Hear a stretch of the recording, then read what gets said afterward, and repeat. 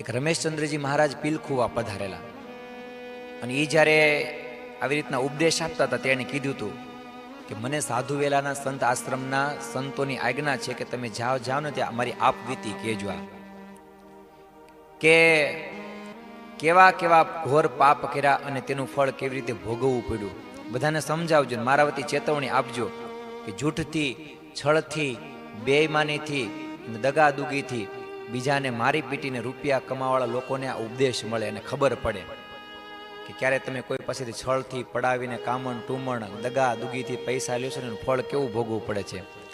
અહીંનું અહીં છોડીને જવાનું છે, સાથે લઈ જવાની કોઈ વ્યવસ્થા છે નહીં. લો ભગવાનને ત્યાં દેર છે પણ અંધેર નથી. લો જેવા કર્મ તેવું ફળ અવશ્ય ભોગવવું પડે છે. જેને જેનું લીધું છે તેનું પાયે પાયે ચૂકવવું પડે છે. બોલો વહેલું ચૂકવવું પડે કે મોડું પડે?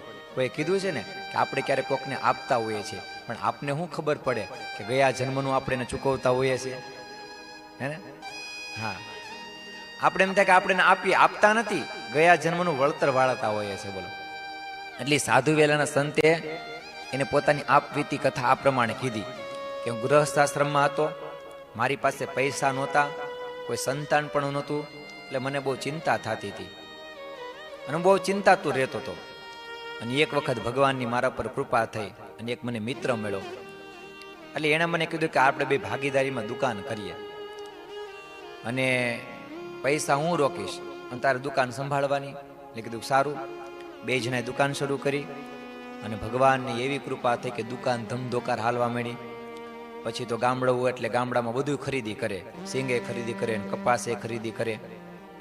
અને એમાં મુંબઈથી રૂની ગાહણી એને ખરીદેલી અને એમાંથી એને 1 લાખ રૂપિયાનો નફો થયો. એટલે એ વખતે ઓલો તાર આવતા, તો મુંબઈથી એવો તાર આવ્યો કે તમે તમારા 1 લાખ રૂપિયા લઈ જાઓ, તમારા આ જે રૂપિયા વધ્યા છે તમે લઈ જાઓ. આ બે બહુ રાજી થયા અને બે જણાએ નક્કી કર્યું કે આપણે મુંબઈ જઈએ અને આપણા પૈસા લઈ આવીએ. એટલે એક દિવસ બંને જણા મુંબઈ ગયા, હોટલમાં ઉતારો કર્યો અને આખો દિવસ મુંબઈમાં ફેરા, ખૂબ ખાધું પીધું બધું મોજ કર્યું. પછી એના મિત્રને કીધું કે ભાઈ આપણે મુંબઈ જેવા સિટીમાં આવ્યા છીએ, આ રંગીલું સિટી, તો થોડુંક અહીં 2-3 દિવસ રોકાઈ જાય, હારો બધું જોઈ લઈને પછી જઈએ, મુંબઈની મોજ માણી લઈએ, વારે વારે થોડું અહીં અવાય છે. એટલે 3 દિવસ રોકાણા, ખૂબ ફેરા, ખૂબ બધું જોયું અને આનંદ કર્યો. અને 1 લાખ રૂપિયા લઈ અને અમે હોટલમાં આવી ગયા. પેલો ભાઈ વાત કરે છે અને મારા મનમાં પછી પાપ થયું. શું થયું? પૈસો કેવા પાપ કરાવે, માનવતા વિસરાવે છે. પુણ્ય તણા પાપ તણા ડુંગર ખડકીને, પુણ્ય બધા પ્રજળાવે છે. પૈસા આવ્યા એટલે હારવારી મનમાં પાપ આવ્યું, કારણ કે અનીતિનું ધન હોય ને એટલે પાપ આવ્યું. વિચાર થયો કે મારા સાથીને જો મેં મારી નાખ્યો હોય ને તો 1 લાખ રૂપિયા મને રે. 1 લાખ રૂપિયા માટે જો પૈસા કેવા પાપ કરાવે. હા, ભાગ એને અડધો ન આપવો પડે ભાગીદારને. એટલે મેં નિર્ણય લઈ લીધો. આ વ્યક્તિ કે છે, પોતે વ્યક્તિ જ કહે છે પોતાની કહાની કે મેં એવો નિર્ણય લઈ લીધો કે મારે મારા મિત્રને મારી નાખવો. રાતનો સમય, હોટલમાંથી નીચે ઉતરી અને ચૂપચાપ બજારમાં જઈ અને ઝેર લઈ આવ્યો, દૂધમાં મેળવી અને પછી એના મિત્રને પાઈ દીધું કે ભાઈ લે. હવે એને મિત્રને તો વિશ્વાસ જ હોય કે ભાઈ મારે યાર થોડો દગો કરે, અને ઓલા બિચારા એની પર વિશ્વાસ રાખીને પી લીધું. અને પછી તો હવારથી તો ઉઠો ને મરી ગયો. કોઈને ખબર ન પડી કે રાતમાં મૃત્યુ થયું. વહેલી સવારે આ ભાઈ એક ટેક્સી ભાડે કરી આવ્યા અને હોટલમાંથી બહાર નીકળવું હતું તો હોટલવાળાને કીધું ભાઈ બીમાર છે એટલે મારે દવાખાને લઈ જાઉં, હાલી શકતો નથી. એમ કરીને ગોદડું ઓઢાડી ખંભે નાખી એક ટેક્સી ભાડી કરીને એમાં લઈ આવ્યો અને સમુદ્ર કિનારે લઈ ગયો ત્યાં મુંબઈમાં. અને ગાડીવાળાને 100 રૂપિયા આપી એનો છૂટો કરી દીધો, જાણું. અને આને ઉઠાવીને ફેંકી દીધો સમુદ્રમાં. અને પછી ભાઈ આવ્યા ઘરે, એને કંઈ બીજું હતું નહીં. અને આનંદમાં ઘરે આવ્યો. અને ઘરે આવ્યો એટલે જે ઓલો વ્યક્તિ મરી ગયો હતો એના સંબંધીઓ બધા આવ્યા અને પૂછ્યું કે ભાઈ અમારો માણા ક્યાં? એટલે કે છે કે અને ખોટું ખોટું રોવાનું શરૂ કરી દીધું. એ કે મેં તો એને બચાવવા માટે બહુ મહેનત કરી, જાણું.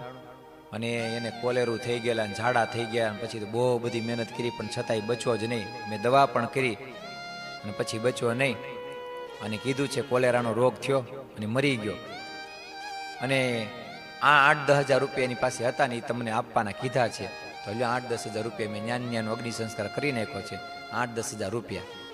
એટલે પૈસા આપ્યા તો ઓલાને વિશ્વાસ આવી ગયો કે ભાઈ આ ખોટું નથી બોલતો, નકર પૈસા લઈ ન લે. એ કે સારું, એટલે એને ઈમાનદાર માની લીધો.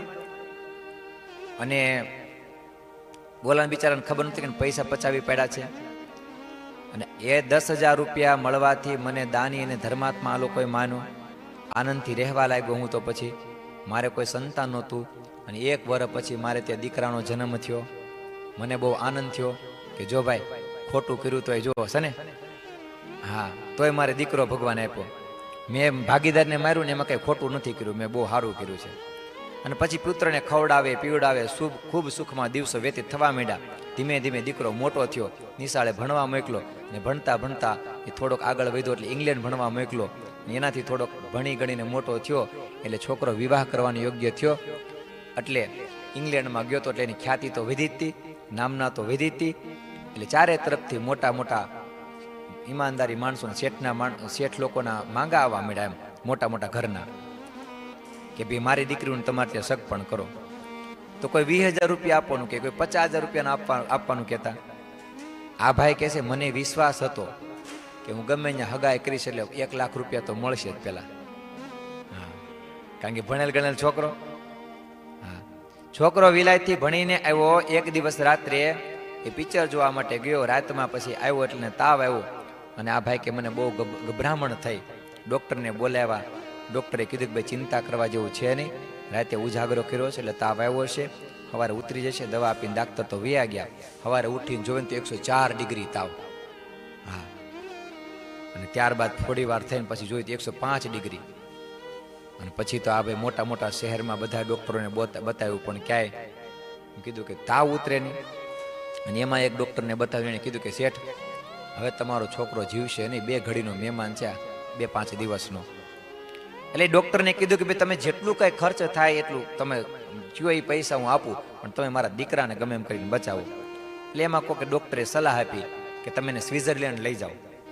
હા, ન્યાયનો ઈલાજ કરવાનો તો કદાચ બચી જાય, બીજો કોઈ ઉપાય નથી. એટલે આ ભાઈ સ્વિટ્ઝરલેન્ડ ગયા, 1 વર્ષ રોકાણા, ખૂબ ઈલાજ કરાવ્યો, ઘણા બધા પૈસા ખર્ચા. અને છેવટે 1 વર્ષ બાદ સ્વિટ્ઝરલેન્ડના ડૉક્ટરોએ એવું કીધું કે છોકરો આ તમારો છે, થોડા દિવસ જીવશે અને ત્યાર પછી મરી જવાનો છે, માટે તમારી ઈચ્છા હોય તો એને અહીંયા બાળવો હોય તો ભલે, અને તમારા વતનમાં લઈ જઈને બાળવો હોય તો ભલે. એટલે આ ભાઈ માથું કૂટતા રોતા રોતા છોકરાને પાછા વતનમાં એ ભારતમાં લાવ્યા. ઘરવાળા અને કુટુંબીઓને બધા મળવા આવ્યા. ખબર મળી, છોકરાને જોવા મળ્યા. અને ધીરે ધીરે કરતાં મૃત્યુનો સમય નજીક આવ્યો. અને મૃત્યુને 2 કલાકની વાર હતી એ પહેલા આ ભાઈ છોકરા પાસે ગયા અને પુત્રની પાસે મોઢું રાખીને કીધું કે બેટા જરા આંખ ઉઘાડતો. અને છોકરો હૂતો હતો, છોકરા આંખ ઉઘાડી, અને છોકરો આંખ ઉઘાડીને હસવા માંડ્યો. હવે કોઈ માણસ મરવા પડ્યો હોય તો હસે ખરો? આ પથારીમાં પીડ્યો હતો, અને પથારીમાં પીડ્યો હસવા માંડ્યો. એટલે એને હસતો જોઈ એટલે મને આશ્ચર્ય થયું કે ભાઈ કોઈ માણસ મરવા પડ્યો હોય થોડો હસે, અને હસે એટલે પૂછ્યું કે તું હસે કેમ બેટા?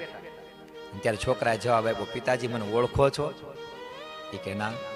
જરાક મારી આંખની અંદર આંખ પરવીને તમે જોવો, હું એ જ ભાગીદાર છું જેને તમને હોટલમાં મારી નાખ્યો હતો. હા, જાણો તમારો પુત્ર બનીને આવ્યો છું, મારા હિસ્સાની પાય મેં વસૂલ કરી લીધી છે. હવે મારે તમારી પાસે 500 રૂપિયા લેવાના બાકી છે, એ મારા પાણી ઢોળમાં વાપરી નાખજો. લ્યો છેલ્લા જય શ્રી કૃષ્ણ. આમ કહીને છોકરો વયો ગયો.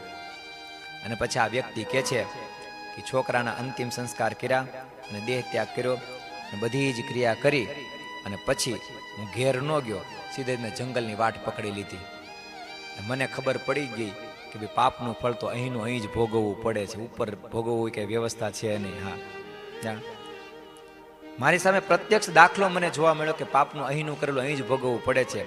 અને બુરા કર્મવાળાને, પાપની કમાણી કરવાવાળા લોકોને આ સત્ય ઘટના સમજાય એટલા માટે હું મારે આપવીથી કહું છું. પોતે એ પછી સાધુ બની ગયો, અને એણે પોતે પોતાની કહાની કહેતો કે આવું મેં કર્મ કર્યું હતું અને આવું ફળ ભોગવવું પડ્યું હતું. લ્યો, એટલે આજે ભગવાન કહે છે કે જીવ પોતાના કર્મથી જન્મે છે અને જીવ પોતાના કર્મથી મરે છે, અને ભય અને આ બધું જ પોતાના કર્મથી થાય છે. માટે બીજા કોઈ કર્મના ફળ પ્રદાતા છે નહીં.